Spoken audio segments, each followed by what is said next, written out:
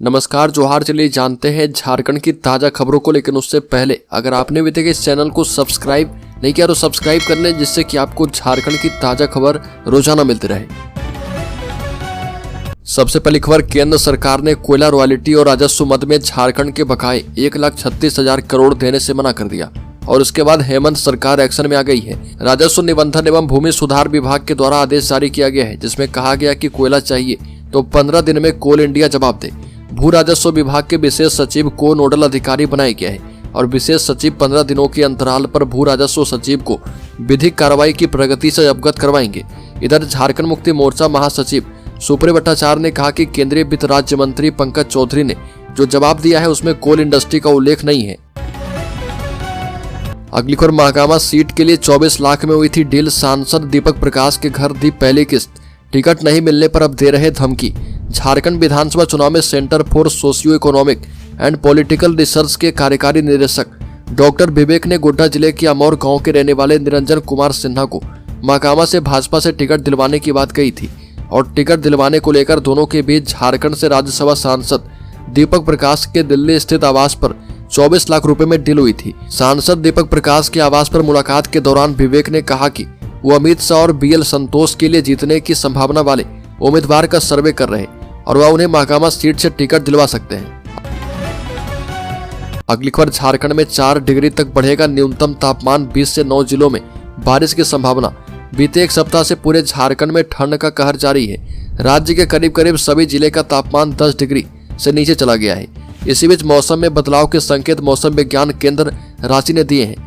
मौसम विभाग ने कहा कि न्यूनतम तापमान में गिरावट आएगी और इससे ठंड में भी कमी आएगी। मौसम विभाग का कहना है कि अगले 3 दिनों तक न्यूनतम तापमान में 2 से 4 डिग्री सेल्सियस की बढ़ोतरी होगी। अगली खबर, सरायकेला कांड्रा रोड में हादसा, ऑटो पलटा। सरायकेला कांड्रा रोड में कांड्रा थाना के दायरे में आने वाले सेन इंटरनेशनल स्कूल के निकट सरायकेला से आ रहा ऑटो पलट गया। यह ऑटो खरसावा से अखबार पहुंचाकर लौट रहा था। हादसे में ऑटो चालक इजरारुल हक घायल हो गया। वो कपाली का रहने वाला था और उसके साथ बिष्टुपुर PNB में कार्य करने वाले स्यूपर बुरुडी निवासी गोपाल मुखी एवं अन्य सवारी भी घायल हो गए। अगली खबर, राज्य के पलामू जिले में अवैध माइनिंग के खिलाफ अभियान, 3 बालू और 3 गिट्टी लोड गाड़ियां जब्त, 12 घंटे लगातार एक्शन में प्रशासन।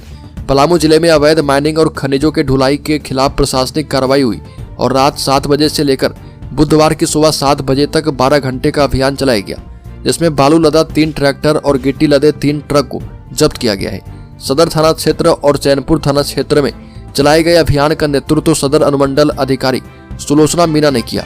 सदर थाना के इलाके में पुलिस टीम के साथ सदर अंचल अधिकारी अमरदीप सिंह बल्होत्रा एवं चैनपुर इलाके में चैनपुर के अंचल अधिकारी चंद्रशेखर कुणाल के द्वारा अवैध माइनिंग वाले इलाके में छापेमारी की गई। अगली खबर, नहीं थम रही छात्राओं से छेड़खानी की घटनाएं। रांची में स्कूल एवं कॉलेज की छात्राओं से छेड़खानी की घटनाएं थमने का नाम नहीं ले रही है और हरमू रोड स्थित मध्य विद्यालय पहाड़ी टोला में एक 12 साल की स्कूल की बच्ची के साथ कुछ मंचलों ने छेड़छाड़ की। बच्ची को स्कूल आने के दौरान युवकों ने दौड़ाकर पकड़ने की कोशिश की। बच्ची ने इसकी जानकारी अपने परिजनों को दी और सूचना मिलने पर परिजन स्कूल पहुंचे, जहां कार्रवाई को लेकर स्थानीय लोगों ने जमकर हंगामा किया। परिजनों का कहना था कि सरकार कहती है बेटी बचाओ बेटी पढ़ाओ, ऐसे में बेटी को पढ़ाएं या फिर बेटी की इज्जत बचाएं। जो स्थिति है उसे देखकर लगता है कि घर में ही बेटी को रखना ज्यादा अच्छा है। अगली खबर, लाठीचार्ज के खिलाफ भाजपा ने किया प्रोटेस्ट। CP सिंह ने कहा कि राज्य के छात्रों का भविष्य बेच रही सरकार। भाजपा विधायक CP सिंह ने आरोप लगाया कि हेमंत सरकार राज्य के छात्रों का भविष्य बेच रही है। निहत्थे छात्रों पर बर्बरतापूर्ण कार्रवाई अमानवीय है। सरकार को छात्र हित में CGL में धांधली की CBI जांच की अनुशंसा करनी चाहिए। ये भी कहा कि भाजपा इन छात्र के साथ खड़ी है। भाजपा ने CGL अभ्यर्थी पर लाठीचार्ज के खिलाफ विरोध प्रदर्शन किया और मुख्यमंत्री का पुतला फूका। रांची महानगर भाजपा के तत्वाधान में प्रदर्शन का नेतृत्व वरुण साहू ने किया। अगली खबर, झारखंड मुक्ति मोर्चा ने चेताया, कोयले का एक ढेला भी बाहर जाने नहीं देंगे, ढुलाई की रॉयल्टी भी लेंगे। केंद्र सरकार ने कोयला रॉयल्टी और राजस्व मद में झारखंड के बकाए 1,36,000 करोड़ की मांग खारिज कर दी। इसको लेकर झारखंड में राजनीति गर्मा गई है। केंद्र और राज्य के बीच तनाव बढ़ता दिखाई दे रहा। झारखंड मुक्ति मोर्चा महासचिव सुप्रिय भट्टाचार्य ने कहा कि केंद्रीय वित्त राज्य मंत्री पंकज चौधरी ने जो जवाब दिया है उसमें कोल इंडस्ट्री का उल्लेख ही नहीं है। चौधरी ने चालाकी से 2021-22, 2022-23 और 2023-24 के GST central assistants special assistance का डेटा बताकर बकाये से इनकार कर दिया है। अगली खबर, राज्य को मिलेंगे 9 IAS अफसर, तय हो जाएंगे नाम। राज्य प्रशासनिक सेवा के अधिकारी को मिलेगा प्रमोशन। झारखंड को जल्द ही 9 नए IAS अफसर मिलने वाले हैं। उनके नाम तय हो जाएंगे और राज्य प्रशासनिक सेवा से IAS में मिलने वाली प्रोन्नति के माध्यम से ये 9 IAS अधिकारी मिलेंगे और इसके लिए UPSC ने 18 दिसंबर को दिल्ली में बैठक बुलाई है। इसमें भाग लेने के लिए मुख्य सचिव अलका तिवारी, अपर मुख्य सचिव अविनाश कुमार और कार्मिक सचिव प्रवीण कुमार टोप्पो दिल्ली रवाना हो गए। राज्य प्रशासनिक सेवा के जिन अफसरों को IAS में प्रोन्नति मिलने की संभावना है उसमें सुधीर दास, सुधीर बाड़ा, अनिल कुमार तिर्की, शैल प्रभा कुजूर, संदीप कुमार, पशुपति नाथ मिश्र, राजकुमार गुप्ता, नीलम लता, संजय कुमार और पवन मंडल का नाम प्रमुख है। अगली खबर, यूनिफॉर्म अवकाश कैलेंडर का ड्राफ्ट तैयार। राजभवन ने झारखंड के सभी विश्वविद्यालय के यूनिफॉर्म अवकाश कैलेंडर का ड्राफ्ट तैयार कर लिया है। इसमें 86 दिन के शैक्षणिक अवकाश और 66 दिन के गैर शैक्षणिक अवकाश का प्रावधान किया गया है। कैलेंडर के मुताबिक अगले साल विश्वविद्यालय में रविवार सहित 126 दिन छुट्टी रहेगी। 2 साल के बाद अब फिर 7 दिन का विंटर वैकेशन होगा, जो अभी सिर्फ क्रिसमस पर होता है। राज्यपाल सह कुलाधिपति संतोष कुमार गंगवार के प्रधान सचिव नितिन मदन कुलकर्णी ने सभी विश्वविद्यालय को यह ड्राफ्ट भेज दिया है। अगली खबर, केंद्र से बकाया राशि मांगने पर बाबूलाल मरांडी ने किया पलटवार, कहा कि सामने रखे दस्तावेज। झारखंड मुक्ति मोर्चा द्वारा केंद्र सरकार से झारखंड के लिए 1,36,000 करोड़ बकाया राशि की मांग को लेकर बीजेपी के प्रदेश अध्यक्ष बाबूलाल मरांडी जमकर भड़के और कहा कि ये निराधार और भ्रामक है। बाबूलाल मरांडी ने सोशल मीडिया हैंडल एक्स पर टैग करते हुए लिखा कि आप झूठे आरोपों और गलत आंकड़ों के सहारे केंद्र सरकार पर दोष लगाने के बजाय झारखंड की असल समस्याओं पर ध्यान दीजिए। बिना प्रमाण और आधारहीन आरोप लगाकर झारखंड की जनता को भ्रमित करने का यह खेल बंद होना चाहिए।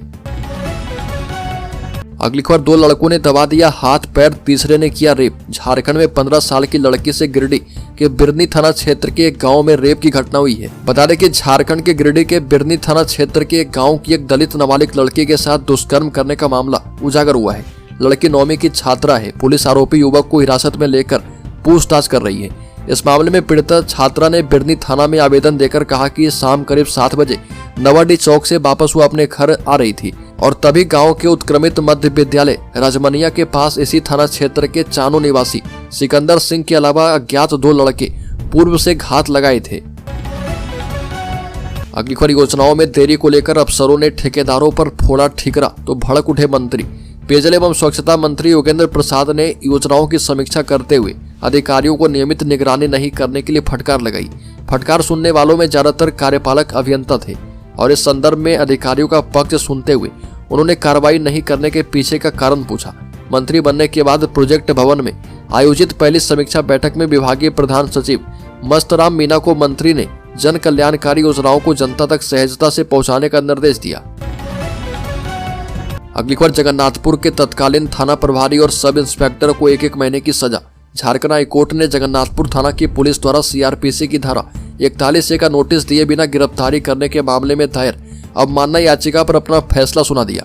Chief justice MS Ramchandra Rao एवं जस्टिस दीपक रोशन की खंडपीठ ने इरशाद उर्फ इरशाद राजी एवं अन्य की ओर से दायर अवमानना याचिका को स्वीकार किया। साथ ही प्रतिवादी जगन्नाथपुर थाना के तत्कालीन थाना प्रभारी हरदेव प्रसाद एवं assistant additional sub inspector Rajiv Kumar Ranjan को कोर्ट की अवमानना का दोषी पाया। अगली बार पुलिस ने 30 घंटे बाद देवेंद्र नाथ महतो को किया रिहा। देवेंद्र नाथ महतो को पुलिस ने 30 घंटे के बाद रिहा किया। रिहा होने के बाद समर्थक उन्हें कंधे पर उठाकर ले गए। वहीं देवेंद्र महतो ने समर्थकों के साथ परमवीर अलवर टेक्का की प्रतिमा पर माल्यार्पण किया। देवेंद्र महतो ने कहा कि 60-40 नहीं चलते और एक अस्थायी नियोजन नीति होनी चाहिए, झारखंडियों की नियुक्ति हो। ये भी कहा कि हाईकोर्ट के निर्णय से यही संदेश देना चाहते हैं कि सत्य परेशान हो सकता है, पराजित नहीं। हाईकोर्ट ने JSSC रिजल्ट पर रोक लगा दिया है। अगली खबर, झारखंड में प्रखंड स्तर पर लगेगा पशु बाजार। मंत्री शिल्पी नेहा तिर्की का बड़ा ऐलान। पशुपालन एवं सहकारिता मंत्री शिल्पी नेहा तिर्की ने कहा कि बहुत जल्द प्रखंड स्तर पर पशु बाजार की शुरुआत होगी। इसका उद्देश्य वाजिब दर पर अच्छे नस्ल के गाय या दूसरे पशु किसानों को उपलब्ध करवाना होगा। इसको लेकर विभाग योजना से संबंधित कैलेंडर भी जारी करेगा। पशु बाजार में पशु की खरीद बिक्री को पारदर्शी बनाने के लिए पशु रेट चार्ट भी जारी किया जाएगा। अपने विधानसभा क्षेत्र मांडर के भ्रमण के दौरान उन्होंने ये बातें कही और मांडर विधानसभा क्षेत्र के करगे, बंजिला, महुआ, जारी एवं कैम्बो में मिल्क कलेक्शन एवं चिलिंग प्लांट का निरीक्षण किया। इस दौरान झारखंड मिल्क फेडरेशन के पदाधिकारी मौजूद थे। अगली खबर झारखंड सरकार का बड़ा ऐलान, कहा कि प्रदेश में बनेंगे दिल्ली जैसे स्कूल। झारखंड के सरकारी स्कूलों को दिल्ली के सरकारी स्कूलों के तर्ज पर विकसित किया जाएगा। इसके लिए झारखंड सरकार एक एजेंसी बहाल करेगी और ये एजेंसी जो कि उपलब्ध संसाधनों के आधार पर स्कूलों की रैंकिंग करेगी। साथ ही यह देखेगी कि स्कूलों को विकसित करने के लिए किन किन संसाधनों की अभी आवश्यकता है। फिर स्कूलों का डेटाबेस तैयार कर उसकी रिपोर्ट शिक्षा विभाग को सौंपेगी। झारखंड शिक्षा परियोजना परिषद ने स्कूलों के इस वैज्ञानिक मूल्यांकन के लिए प्रोफेशनल एजेंसी को बहाल करने के लिए टेंडर निकाला है। अगली खबर फिर से शर्मसार हुआ झारखंड, नाबालिग छात्रा से हुआ रेप, इलाज के दौरान मौत। झारखंड के पश्चिमी सिंहभूम जिले में शर्मनाक घटना सामने आई। जगन्नाथपुर थाना क्षेत्र में देर शाम एक नाबालिग छात्रा से रेप की घटना को अंजाम दिया गया और वारदात के बाद इलाज के क्रम में छात्रा की मौत हो गई। इस घटना के बाद इलाके के लोगों में आक्रोश है और लोगों ने आरोपी युवक पर कड़ी कार्रवाई की मांग की है। स्थानीय लोगों के मुताबिक शाम करीब 7 बजे नाबालिग छात्रा अपने घर के पीछे मूर्छित अवस्था में मिली। उसके कपड़े अस्त व्यस्त थे।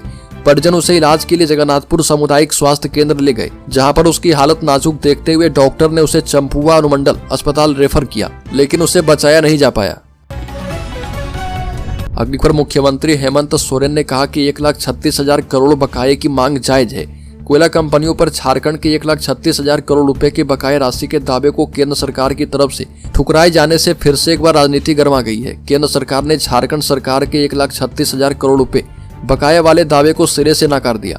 दरअसल बिहार के सांसद राजेश रंजन और पप्पू यादव ने लोकसभा में झारखंड के रॉयल्टी का केंद्र सरकार पर बकाया को लेकर सवाल उठाया था और इस पर केंद्रीय वित्त राज्य मंत्री पंकज चौधरी ने सदन में दिए अपने लिखित जवाब में कहा कि यह सही नहीं है। यह भी कहा कि झारखंड सरकार का कोई हिस्सा केंद्र सरकार के पास लंबित नहीं है।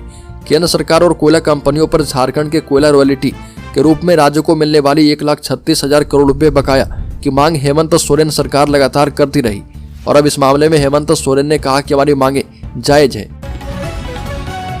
अगली खबर, झारखंड के शेयर होल्डर्स इन्वेस्टर्स के लिए बड़ी खबर। सेंसेक्स 450 अंक गिरकर 80,250 पर कारोबार कर रहा। निफ्टी भी 100 अंक लुढ़का। सरकारी बैंक और मेटल में सबसे ज्यादा गिरावट। शेयर बाजार में गिरावट देखने को मिल रही है।